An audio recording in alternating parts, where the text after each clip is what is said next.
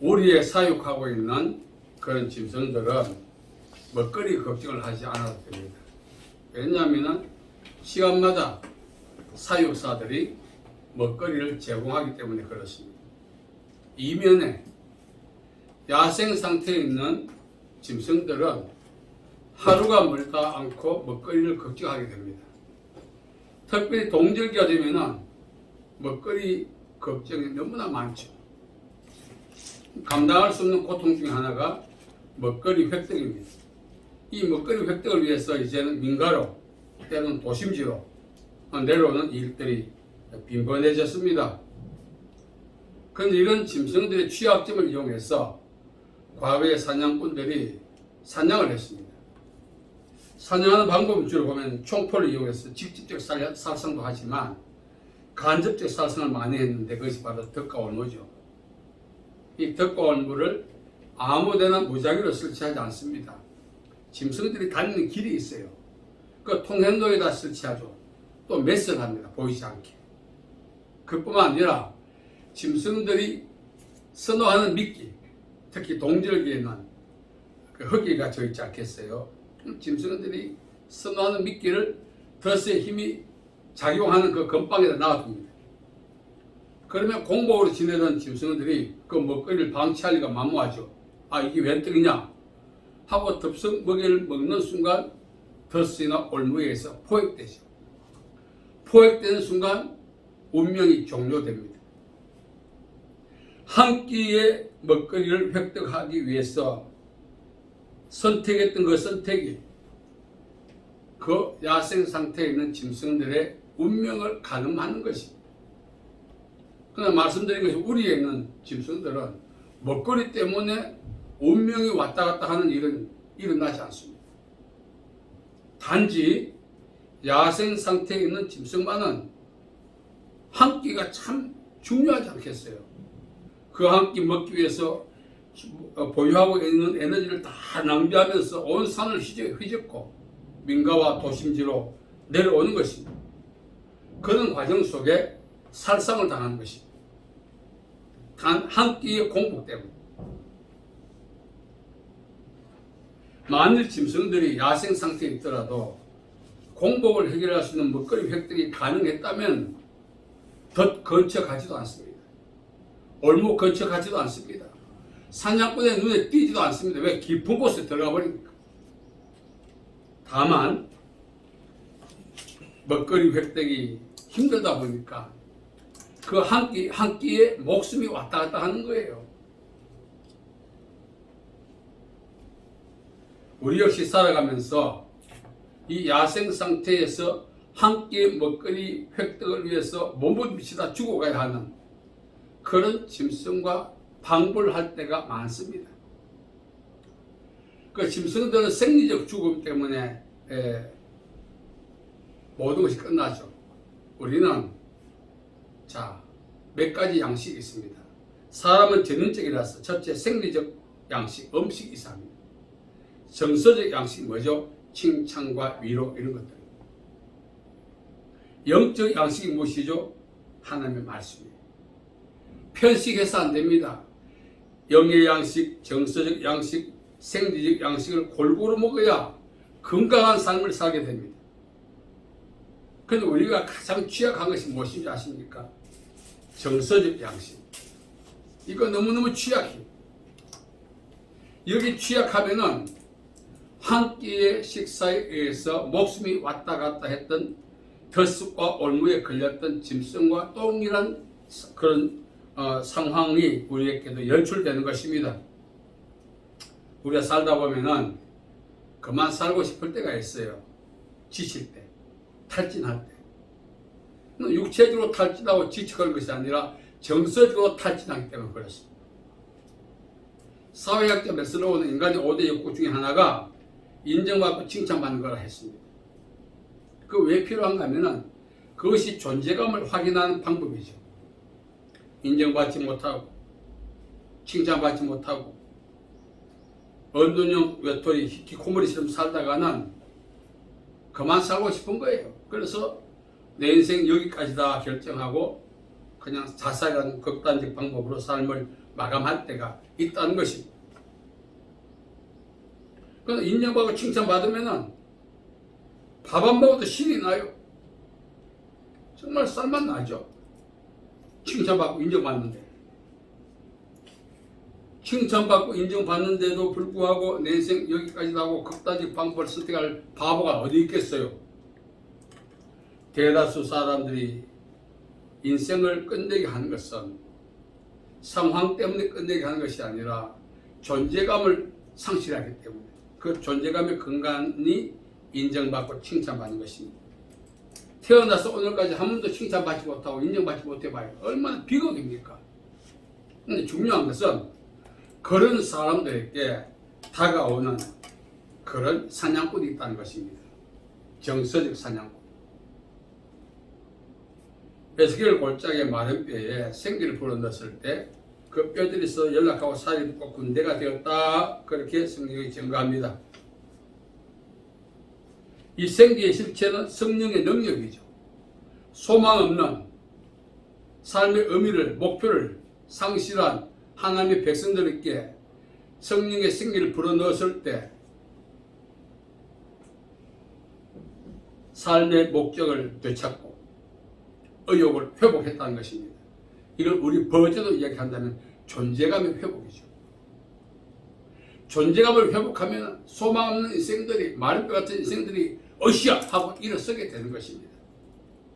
그런데 허우대가 멀쩡하지만 정서적으로 결핍되면 멀쩡한 사람이 하루아침에 시실이 될 때가 있어요. 자, 그런 사람에게 정서적 사냥꾼이 다가옵니다. 그래서 그가 원하는 말을 던져줍니다. 정서적 공복 오랫동안 살아왔던 사람은 자신의 상황을 인정하고 위로해준 사람이 만나면 감지 덕지하게 돼 있어요. 이 사람 때문에 살게 됐다고. 왜? 동기를 부여하는 말을 자꾸 해주면은 그 빚진 자의 심정이 되는 거예요.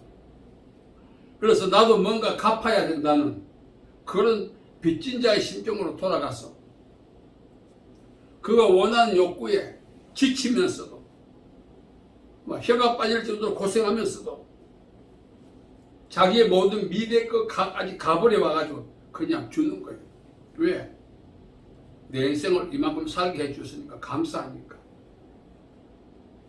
올바른 의식이 아닌 것입니다. 정서적 결핍으로 오랫동안 살아온 사람들은 그 정서적 사냥꾼이 쉽게 걸려들어요.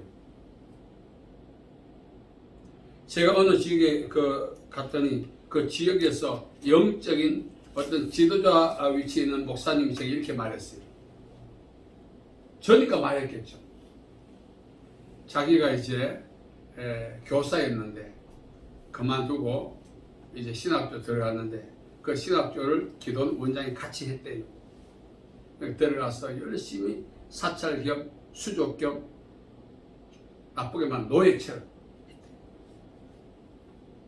그리고 갖고 있던 퇴직금도 다 지금 세월이 오래 걸렸죠. 그때 3천만 원 지금 한 2, 3억 되겠죠. 다 받지. 너무 힘들어서 나오려고 했는데 이런 이야기 했답니다. 끔찍한 이야기. 당신에게 귀신이 있었는데 내가 빼내줬다. 빼내준 능력이 있으면 다시 집어넣을 능력도 있다는 걸 알아라. 얼마나 끔찍합니까? 그 말에 주눅이 들어가지고 찍소를 못하고 10년 가까이 노예처럼 살다가 나갔다.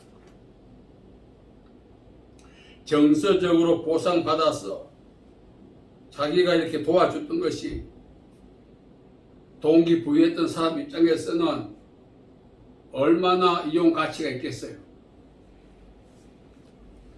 헌금해, 노동력 제공해주고 얼마나 좋겠어요. 처음에는 감사한 마음으로 빚진 마음으로 했지만 이것이 정도에 지나치다 보니 자신이 노예가 되어가고 있던 사실을 막판에 깨닫게 된 거예요. 근데 나오려고 하니까 겁을 주는 거예요. 내가 뽑아내는 능력이 있으면 다시 집어넣을 능력이 있다고. 귀신을 집어넣을 능력이 있는 사람이 하나님의 사람입니까? 귀신이지. 제가 되게 뭐라 그랬습니다. 정신 차리라고. 아직도 거기서 나왔지만 관계가 정리 안 됐더라고요. 제가 관계를 끊으라 그랬습니다. 두려워하더라고요. 내가 다 책임질게. 끊어라.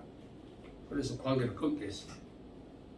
우리가 살아가면서 지치고 힘들 때 한마디 위로가 큰 힘이 됩니다. 옆에만 있어줘도 힘이 됩니다. 그런데 우리가 빚진 자의 심정이 되어버리면 그게 문제가 되는 거예요. 마귀로 틈을 타지 못하게 해라 했어요. 그렇다고 사람을 무시하고 그렇게 하면 안 됩니다. 감사한 마음 가셔야죠. 중요한 사실은 10명의 문둥이가 고침을 받고 한 명이 예수께 와서 하나님께 영광을 돌렸어요.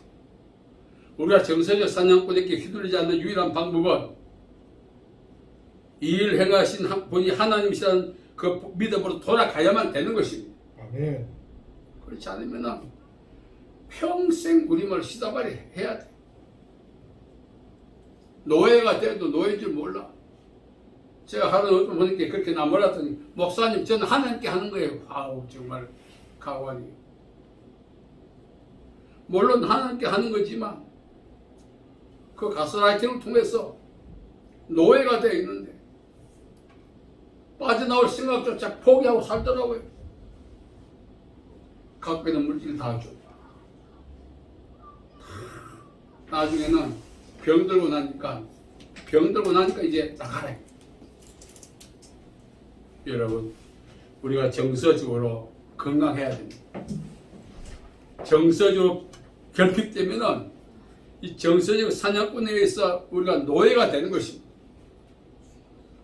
그래서 우리가 정서적으로 노예가 되지 않으면 어떻게 되겠습니까? 상호 칭찬하고 격려해야 되죠. 상호 칭찬하고. 아리스토텔레스는 말하기를 우리 한 개인은 정발될 수밖에 없는 한 방울 물과 같다. 그만큼 가치가 없다는 거예요. 한 개인은. 그러나 그 정발될 수 없는 한 방울의 물들이 모여 연대할 때 위용을 드러내는 저수지가 되고 강이 되고 바다가 된다는 것입니다. 한 사람의 가치를 강화해서 안 된다고 했어요. 그래서 우리가 얼마나 귀한 존재인지 스스로 알아야 됩니다. 자기 자신이 자기 자신에 대해서 과대평가하는 것은 문제겠지만 그 존재감은 스스로 회복하는 것입니다. 자기 자신의 가치를 인정해야 돼요.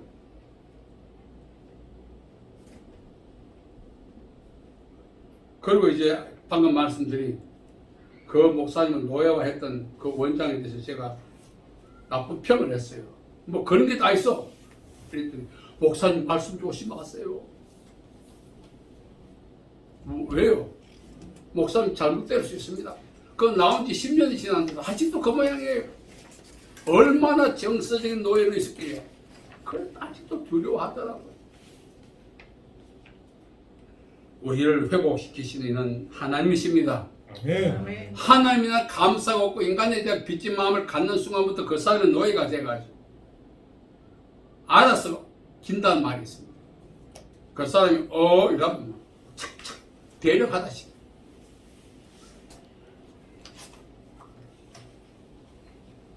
제가 여기 평택에 잠시 한 10년 가까이 머물렀는데 거기 이제 교회를 맡고 있는데 거기 여자 집사 하나가 미군 군속인데 참 남편이 한 1,000만 원 정도 그 월급을 받으면 그 어떤 여자 목사에 한 500만 원 정도 갖다 바쳐. 주유소 앞에 되면 길가. 식당에 가면 식사비. 한 500만 원 정도 바치는 거예요. 그래서 하루는 제가 갔더니 너 왜 그렇게 하나 했더니 목사님 이 여자 목사가 내게 귀신이 6마리가 있었는데 3마리를 빼줬대. 아직은 덜 빼줬대. 하는 거 봐서 빼준대. 눈물이 나네 지금도.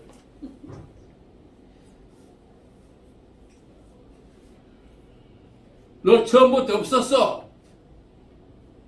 제가 거절해서 그랬으면 그 여자 목사 들었어요. 너 처음부터 너 안에 귀신도 없었어. 예수님만 계셨어.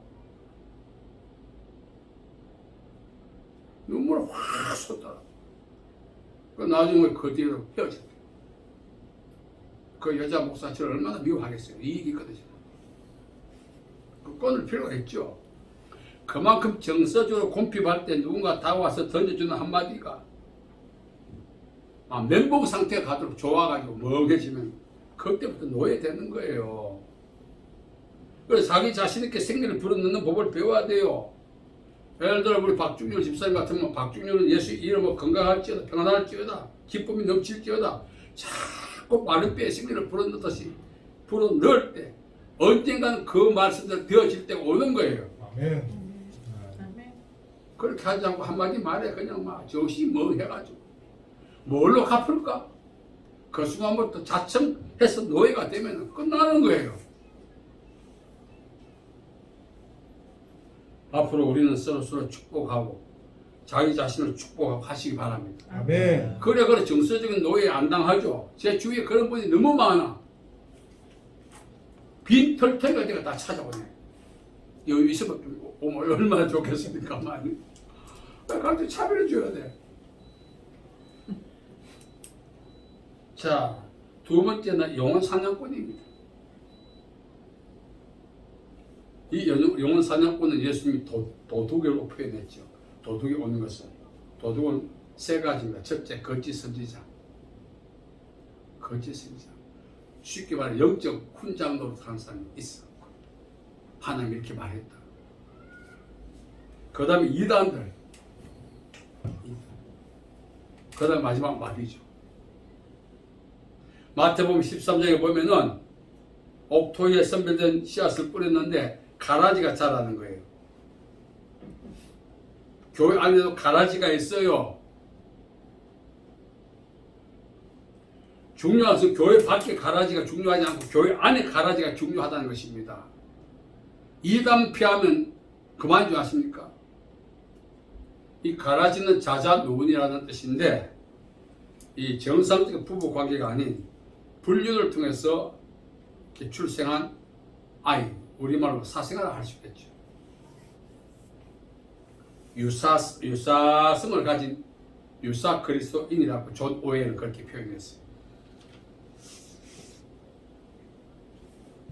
하루 전화 받았을 때 목사님 어제 저녁에 목사님에서 기도했거든요. 아, 그랬으니까 감사합니다. 부족한 사람에서. 그런데 하나님 이렇게 말씀하시더라고요. 이게 조종하는 게 통제하려고. 어디다가 손을 뻗쳐요?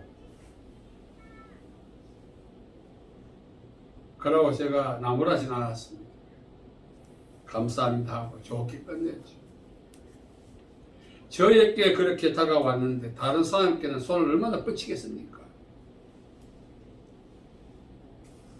우리는 영적 전쟁을 통해서 승리할 때 얻는 것이 뭐죠? 전리품. 근데 그 사람들은 얻는 게 어떻게 표현하지 않습니까? 전리품이 아니고 노획물. 우리는 전리품을 취해야 되는데 노획물이 되면 됩니까? 안 됩니까? 노획물이 될 때가 많아요. 교회 안에도. 하나님의 말씀을 많이 읽어서 진리로 무장해 있지 않으면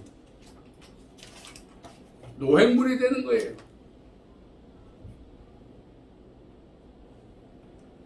오늘 교회 안에 우리가 이렇게 보면은 정말 인천 어느 교회는요 참 큰 교회인데 300명이만 나가버려요.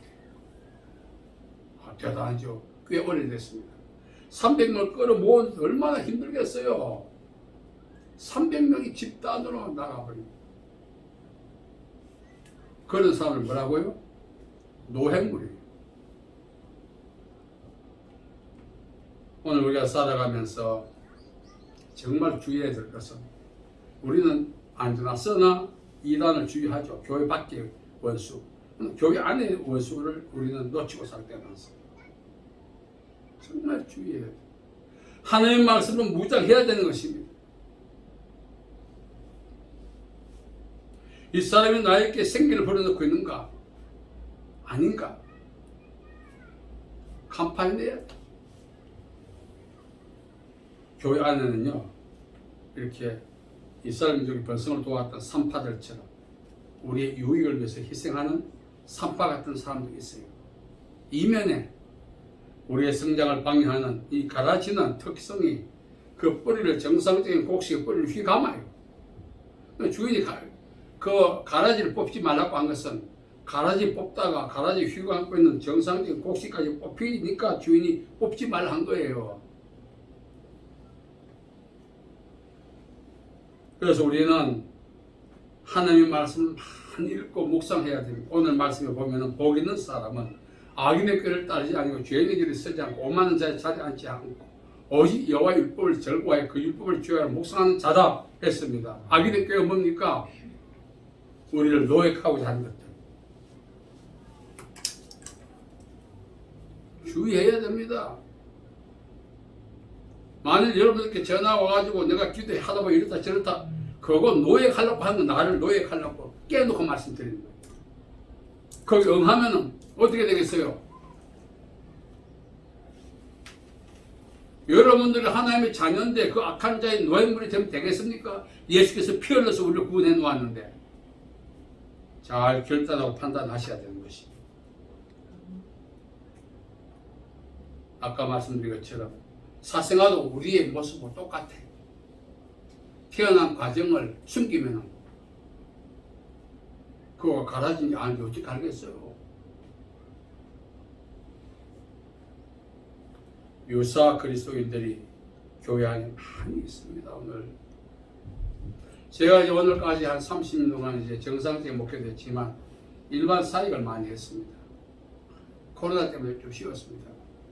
계속 주마다 나가서 여기저기 다니면서 사역을 했는데 그냥 하면서 이제 성도들과 상담하면서 가슴에 와닿는 게 있었어요.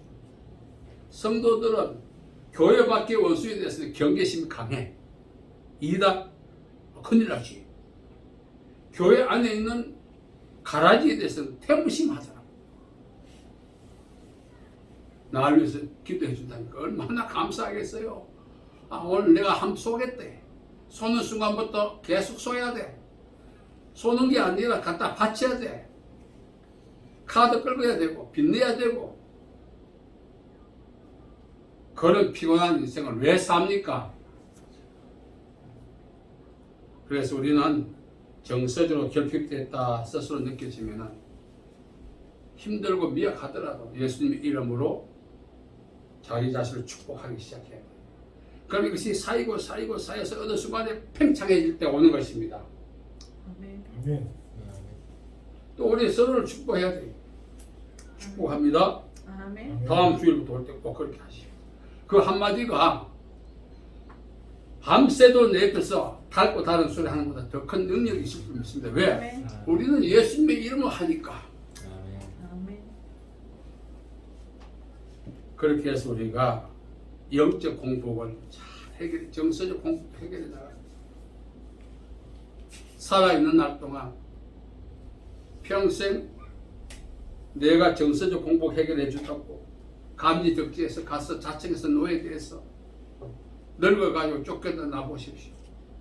제가 이 분당에 어느 교회 갔는데 그 여자 권사님이 자기 시동생이 나가서 어느 기도원에 가 있는데 가서 사정에도 안 나온대요. 제가 기도하다가 언제 나옵니다 하니까 아니 목사님 지금 간지 한 10년이 넘었는데요. 그래서 늙어 죽는데요 했는데 그날 나왔습니다. 아멘. 어떻게 알았네?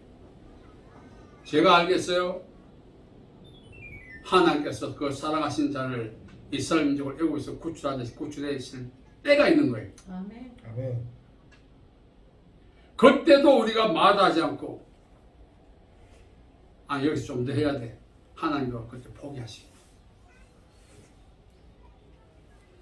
아예 우리는 더 이상 정서적으로 노예물이 되면 안 되고 영적 노예물이 되면 안 되는 것입니다. 아멘. 그렇게 해서 여러분 하나님의 말씀을 주야장창 많이 읽어야 돼요. 아멘.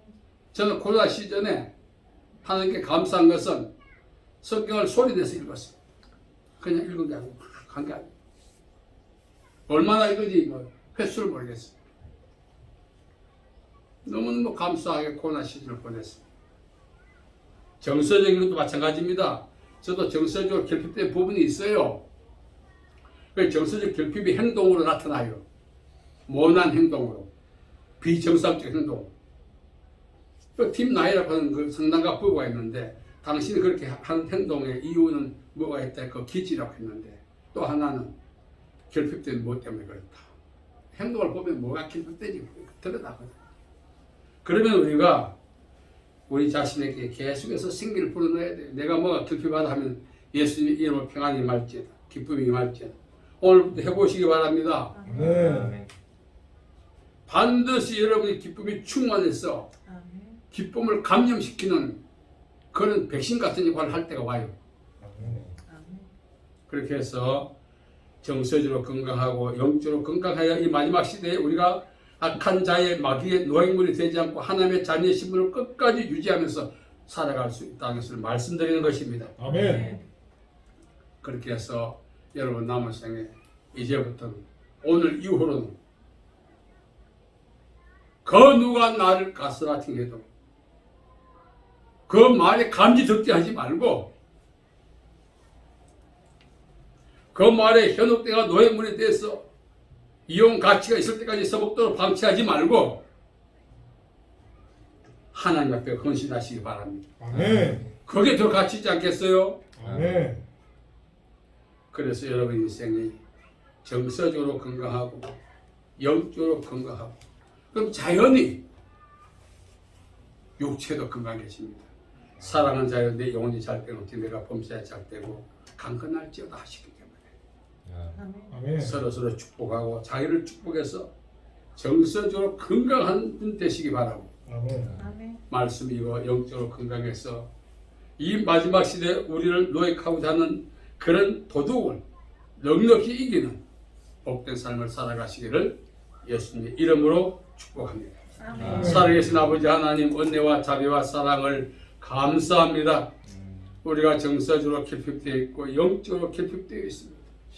이 공복을 극복할 수 있도록 주신 말씀을 붙들고 살아가므로 아멘. 정서적 극복 또 영적 극복을 통하여 정서적 도둑과 영적 도둑과 싸우면서 승리할 수 있도록 도와주옵소서. 아멘. 예수님의 이름으로 기도하옵나이다. 아멘. 아멘.